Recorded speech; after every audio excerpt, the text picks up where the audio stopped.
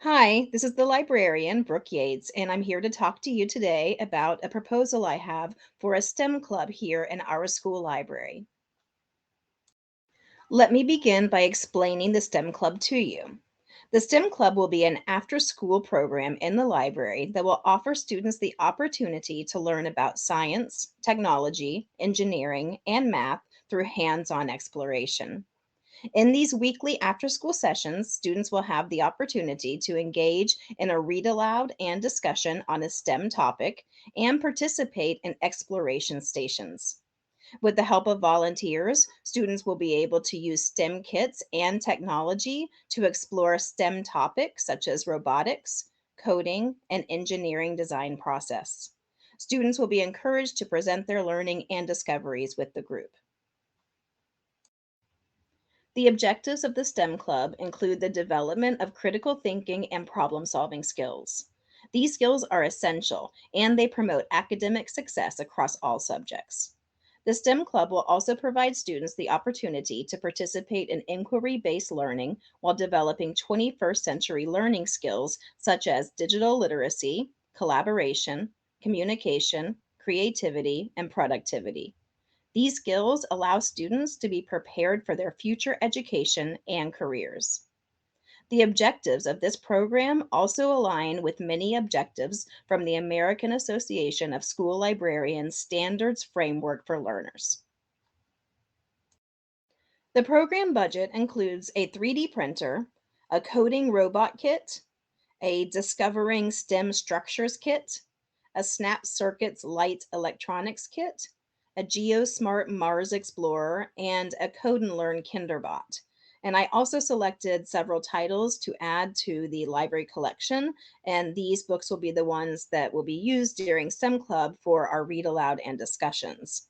I found all of these books on Tidal Wave, and you can see all of the titles listed in the table on the right.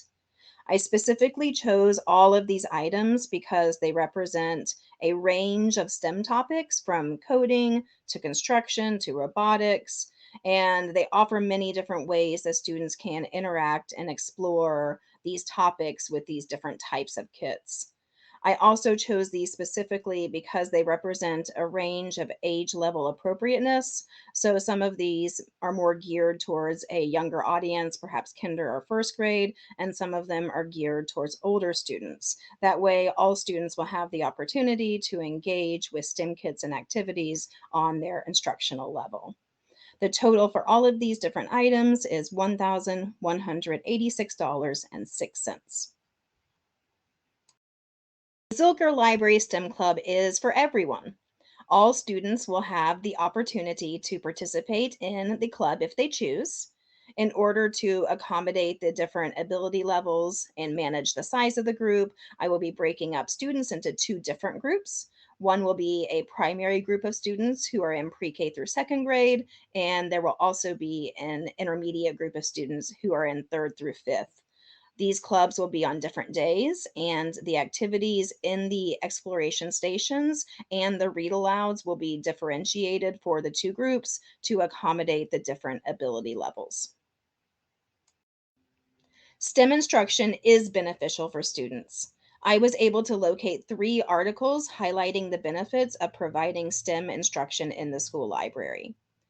The first benefit addresses mentorship opportunities for students. Influenced by local STEM initiatives, the Learning Resource Center at the University of Wyoming Lab School decided to purchase STEM kits. And the school library partnered with teachers to explore these STEM collections and develop programming and curriculum to teach digital literacies and STEM skills to the students at their school. The new STEM materials offered many benefits for the students. Students gravitated towards the new materials and were eager to examine the STEM kits. To quote the article, it says students can gain considerable experience with technologies that match their interests and become useful mentors to others, including librarians and other partners. The librarian reported that students were excited to have the opportunity to share their knowledge and learning with their peers and even adults, and that their expertise that the students were able to provide resulted in new ideas being generated, facilitated instruction, engaging other students, and fostering student directed learning. The second article highlights the interdisciplinary nature of STEM instruction in the school library. Specifically, the article explains how STEM instruction also improves information literacy skills by allowing students to better recognize misinformation. To quote the article, it says, popular science not only suggested reading, but science, technology, engineering, and mathematics programs, activities, and equipment in libraries may be an important tool in the fight against misinformation. Essentially, the author states that experiential learning processes used in STEM instruction can be applied to other areas. That informal experimentation driven by an individual's own curiosity can lead to overall more informed decision making skills across many areas, including medical situations, voting, and even consumer choices. The last benefit of STEM instruction in the library is that it provides students with the skills for future success. STEM instruction allows students to develop valuable skills, including problem solving, critical thinking, communication, and collaboration.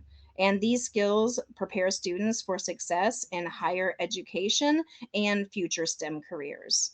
The author of this article also states that these types of STEM opportunities empower underrepresented minorities to consider careers in the STEM fields. It's essential to evaluate the STEM club to ensure that it meets the objectives and the needs of the school community. The first way that I would evaluate the program is through surveys. Surveys will allow me to gather feedback from students and better understand their interests and needs. And that data can be used to make improvements to make the program more meaningful or more effective for the participants. The second way that the program would be evaluated is through performance assessments. These types of formative assessments will essentially allow the librarian and teachers to know if students are able to effectively use the materials to demonstrate an understanding of STEM concepts. Some of the performance assessments include student presentations, projects, demonstrations, and models. Thanks for taking the time to listen to my presentation. I appreciate your consideration. Here are my references that I used during my presentation today. I also use Slides Go for my presentation. Thank you.